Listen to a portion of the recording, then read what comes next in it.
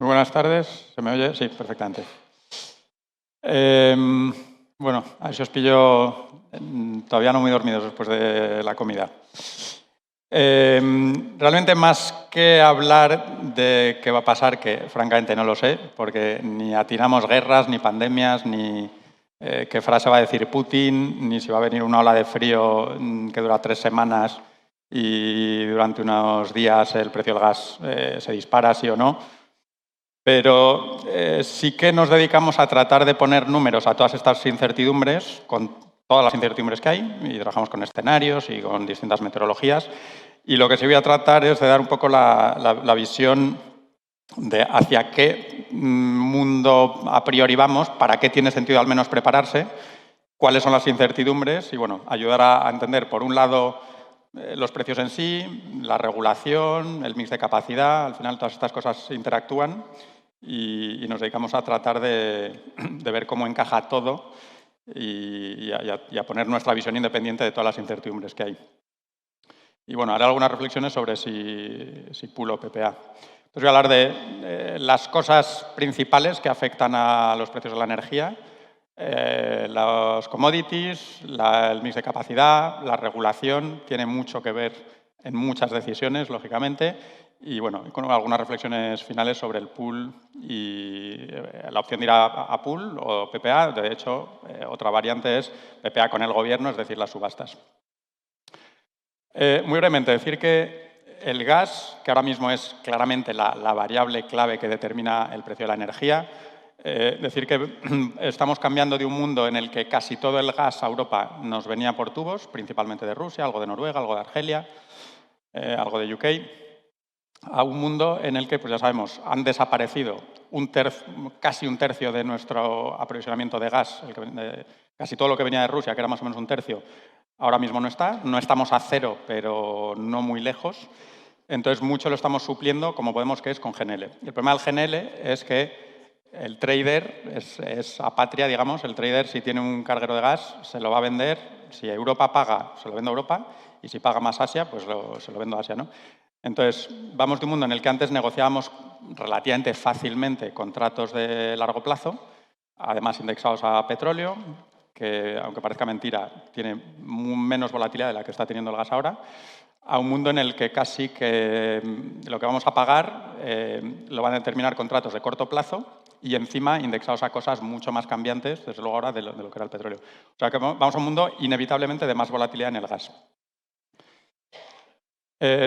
Entonces, orden de magnitud, venimos de un mundo en el que nos hemos movido pongamos, entre 20 y 30 euros megavatio hora, o 15 en periodos de sobrantes a nivel mundial, porque, por ejemplo, llega un invierno cálido en el hemisferio norte, sobra gas y entonces nos vamos a los costes de extracción, más en el entorno de los 10 a 15, o pasa lo contrario, un momento tensionado en el que llega una ola de frío, lo que sea, y subimos a 30, a 35 típicamente.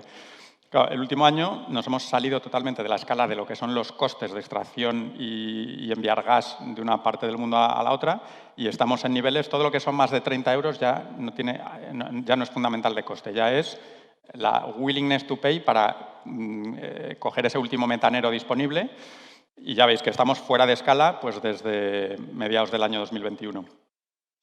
En precios claramente que son de faltante y de precios de escasez, ¿no? Ahora mismo, los futuros sitúan el gas en el próximo año y pico en niveles de 60, 70 euros megavatio hora. A esto, para pasarlo a electricidad, multiplicar por 2 por el rendimiento de un ciclo combinado, es decir, gas a 60, implica ciclo combinado como mínimo a 120, de hecho un poquito más, porque hay algunos costes extra, más el coste de CO2, añadamos otros 40 euros más o menos. O sea que, simplificando mucho, la electricidad es gas en euros megavatio hora, gas por 2 más 40 por el coste de las emisiones. Entonces, esto te da una idea de hacia dónde van los precios de la electricidad siempre que el gas se mantenga así. Tenemos un faltante estructural de gas, por lo que ha dejado de enviar ahora a Rusia, a día de hoy, que el mundo entero no lo puede suplir, ni lo va a poder suplir en los próximos 3 a 4 años aproximadamente. Entonces, precios de escasez básicamente altos durante 3 o 4 años es el tiempo que más o menos va a tardar Estados Unidos, que es el gran nuevo jugador en el mercado mundial, lo que va a tardar Estados Unidos en básicamente incrementar su producción de GNL hasta los niveles de lo que ha dejado de venir de Rusia. O sea, 3-4 años de electricidad cara con algunas puntualizaciones que hago. Bueno, esto, el precio exacto, si 60 o si bajamos a 40 de gas o si volvemos a subir a 120, depende de un montón de incertidumbres, tanto por el lado de la oferta como la demanda. Hay cosas aleatorias, pero bueno, aquí tenéis las diapositivas, que entiendo que os las pasarán, algunos cuantos de los elementos que van a influenciar, pero vamos, simplificando, gas caro, 3-4 años. El CO2, decir que bueno, viene de un mercado que hemos creado, ya sabéis que busca reducir las emisiones lo más barato posible, que descarbonice el que más barato lo pueda hacer y que venda sus excesos de reducción de emisiones al que sigue emitiendo y compra más barata tu reducción que tratar de reducir sus emisiones, ¿no? También influyen bastantes cosas, algunas de las cuales se están decidiendo. Hay muchos elementos del diseño del mercado del CO2 que no están ahora mismo claros, tanto sobre los objetivos futuros como a quién haces pagar, a qué elementos metes, o sea, qué sectores metes. El Market Stability Reserve, este es MSR, se le está dando vueltas a cómo sacar derechos de emisión según unas reglas y volverlos a meter. Bueno, hay un montón de cosas que afectan. Todo esto también lo tenemos en cuenta en nuestras proyecciones. Diré que básicamente el CO2 es un poco como los bitcoins, en el sentido de que es un mercado cuyo fundamental necesariamente es creciente, porque estructuralmente está diseñado y de hecho es público, que la senda de derechos que se meten en el mercado va a reducirse, de hecho con un ritmo conocido, exactamente igual que el Bitcoin, que se sabe a qué ritmo se van a ir minando de menos, ¿no? Entonces, al ser una commodity cuyo fundamental por diseño es creciente, pues los precios a largo plazo van a subir. De hecho, ahora llevamos un par de años con precio especulativo. Vamos, lo que nosotros llamaremos especulativo, es decir, que como se ha diseñado de forma que tú puedes comprar hoy derechos y venderlos dentro de unos cuantos años, pues de nuevo como los bitcoins. Si tú crees que dentro de 7 años esto va a estar en 120, pues te lo descuentas a dinero de hoy y hoy estás dispuesto a pagar a lo mejor 80, 90 o 100, aunque el fundamental hoy, y nosotros lo que preveíamos es que estuviéramos en niveles más bajos, ¿no? Pero bueno, se da este efecto especulativo que es cuestionable sobre el diseño, pero es lo que hay. El fundamental de coste sí que diré que nosotros, orden de magnitud, de aquí a 20 años, por decir algo, o más allá, lo vemos en niveles de 150 euros como poco, porque solo con tecnología de captura y almacenamiento de CO2 se consiguen los objetivos que nos hemos impuesto. Entonces, solo cuando paguemos ese nivel se desarrollará la tecnología que permita que las emisiones estén alineadas con los derechos que se ponen en circulación. Es decir, el fundamental de coste vamos hacia los 100 y mucho, por decir algo. Aquí es bueno, la tendencia de emisiones que esperamos para estar alineados con esos derechos que estarán en circulación, porque si se emite de más, tienes que pagar una penalización y además presentar un derecho. O sea, que sí que pensamos que realmente las emisiones estarán alineadas con los derechos que a nivel político se decidan. Esto no son las emisiones totales, sino solo las que están sujetas a pagar por el CO2. Que, por cierto, es algo, yo digo que también eso está bajo discusión porque hay muchas fuentes de emisiones que hoy no pagan por emitir y se está discutiendo si les metemos en el mercado sí o no. Eso sonará que se han creado un mercado nuevo para edificios, para transporte. Pero bueno, con esto, gas y CO2, unas pinceladas de hacia dónde vamos. Precios de la electricidad, pues estos son datos históricos, los podéis ver en 1000 sitios, pero bueno, que veis que hay una estacionalidad fuerte, tanto a nivel mensual, porque habéis en marzo, abril, mayo, primavera, es demanda baja, muchas renovables y poca demanda, pues precios bajos. Y ahí ves en la... no hay puntero, hoy.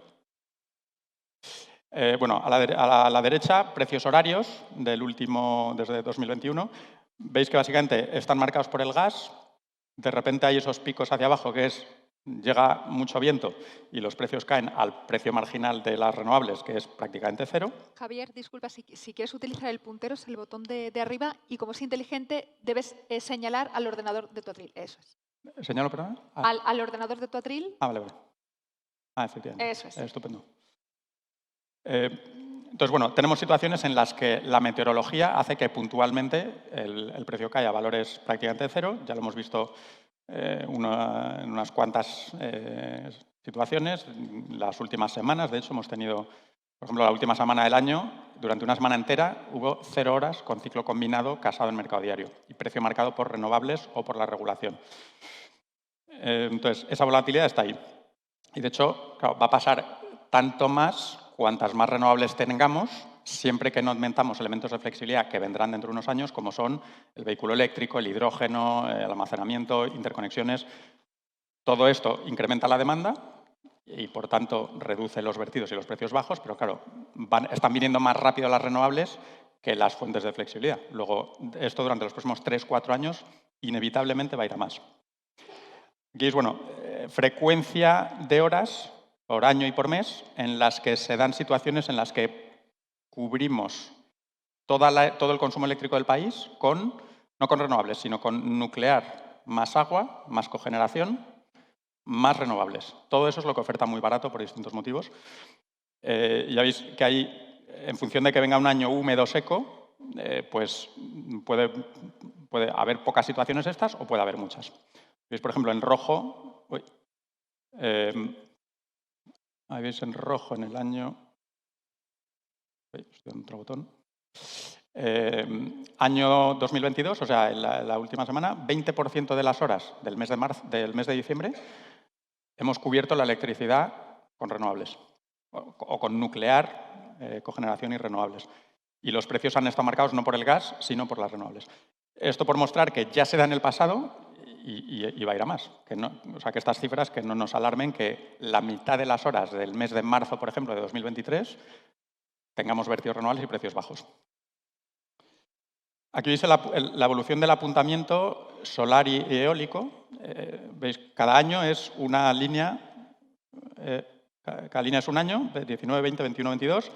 Se ve lo que está pasando, lo que tenía sentido que pasase, que es básicamente que el ratio del precio capturado solar partido por la media del mes está bajando, por este efecto de la depresión de precios a mediodía, y esta tendencia va a seguir. Es más, es incluso exponencial el efecto de que una vez que estás en situación en las que ya hay ciertos vertidos, todo lo que añades de solar de más, hay determinados meses en que si ya estás vertiendo de base y metes 1 gigavatio, pues el gigavatio de más enterito ya se vierte, porque ya sobraba antes de que entrases. Pues, entonces, hay una energía que va a ir siendo cada vez más difícil de integrar y más frecuencia de situaciones en las que no tenías vertidos, pero ya el siguiente gigavatio te hace que ahora ya sí los tienes. Y ahí los saltos de precios, que son literalmente de ciclo combinado a 100 euros, por decir algo, salto a 0. Entonces, va a haber un efecto claro en precios por esta nueva renovables, siempre que no vengan esos elementos que he dicho antes que aportan flexibilidad, como son el almacenamiento, los vehículos eléctricos, el hidrógeno, que va a tardar, digamos que va a ir entrando poco a poco y de aquí a final de década. Bueno, aquí tenéis un compendio de las regulaciones, lo que ha ido haciendo el Gobierno para tratar de contener los precios. Diré que básicamente tenemos regulaciones españolas y un paraguas europeo con el que, de hecho, Europa yo creo que ha reaccionado un año más tarde que España, diciendo, bueno, ya me rindo ante la evidencia de que estos precios algo hay que hacer y tenemos que dar un paraguas legal para que los gobiernos hagan algo, porque no puede ser que no hagan nada. Entonces han sacado una serie de principios muy generales que luego cada país los implementa a su manera.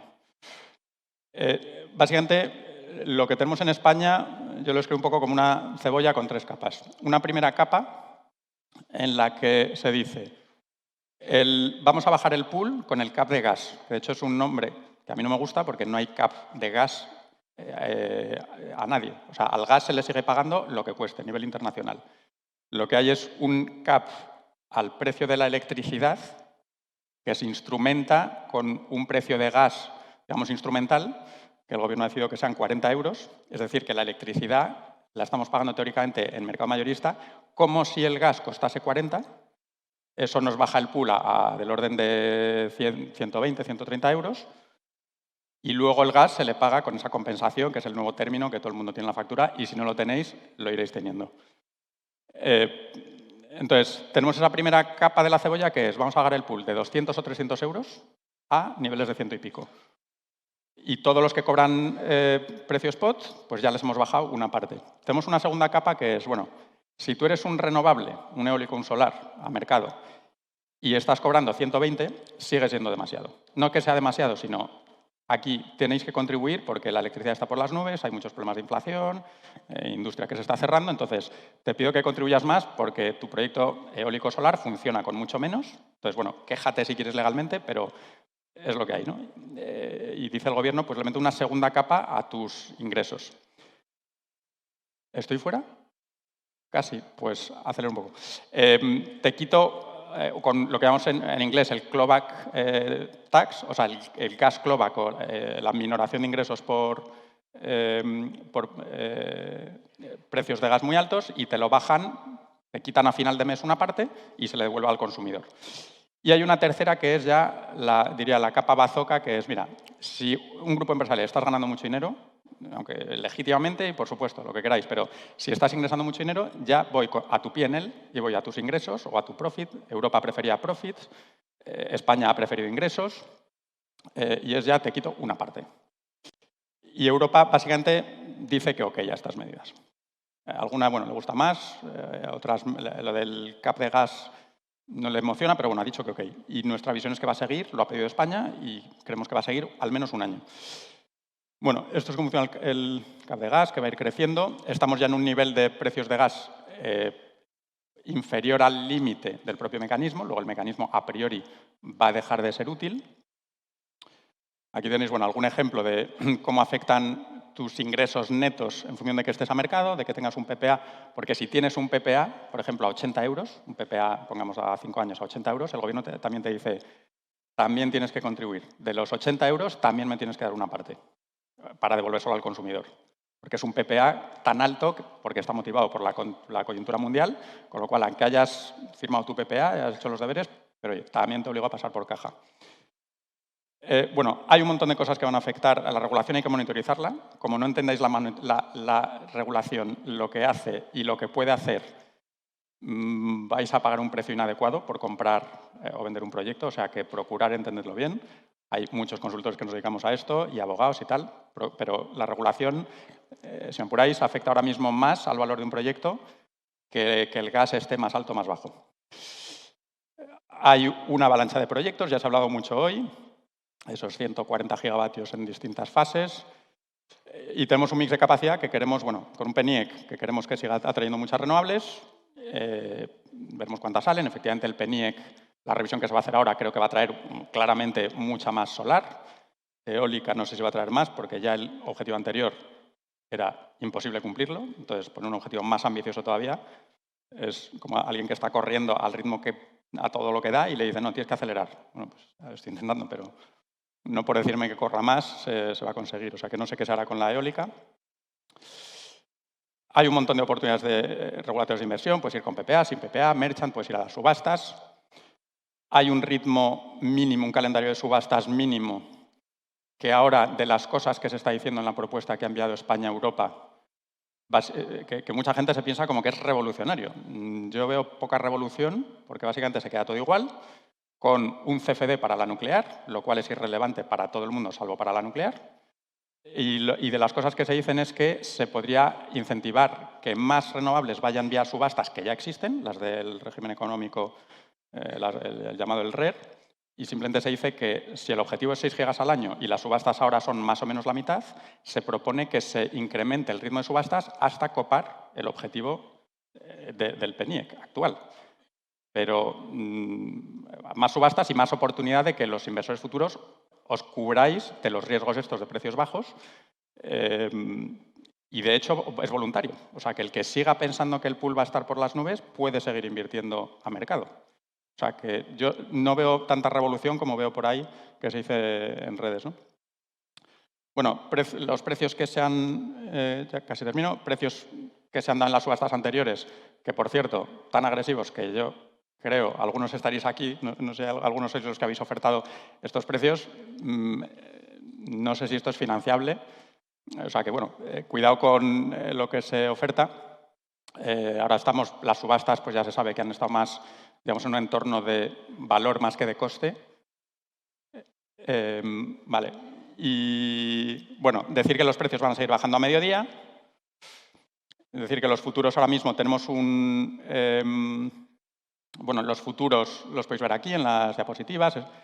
Y me paro solo en esta última diapo diciendo que los costes de la tecnología van hacia... es el rango de costes que vemos. Luego, no creemos que los precios vayan a estar en la zona amarilla durante mucho tiempo, porque básicamente eso solo es compatible con cuellos de botella. Eso es un festival de rentabilidades altas durante 30 años que no creemos que se vaya a dar. Tampoco creemos que vayamos a estar por abajo, aunque podría, si el gobierno sigue metiendo subastas y no entra almacenamiento. Bueno, aquí veis los futuros. Y simplemente decir que hay estas opciones, o a mercado, o PPAs o subastas. Realmente los tres tienen ventajas. Creo que ahora mismo no se está yendo a subastas porque los PPAs ofrecen alternativas más a medida y hay ventajas superiores ahora. Creo que las ventajas de las subastas volverán a ponerse de manifiesto de aquí a poco tiempo porque los precios van a seguir a la baja y creo que no habrá PPAs para todos. Pero bueno, las tres opciones ahora funcionan. En función de muchas cosas os podemos ayudar a entender cuál es, en función de vuestro perfil de inversor, cuál de las opciones os interesa. Hay ventajas en las tres. Encantado de discutirlos, que me he salido un poco. Y nada, aquí lo dejo.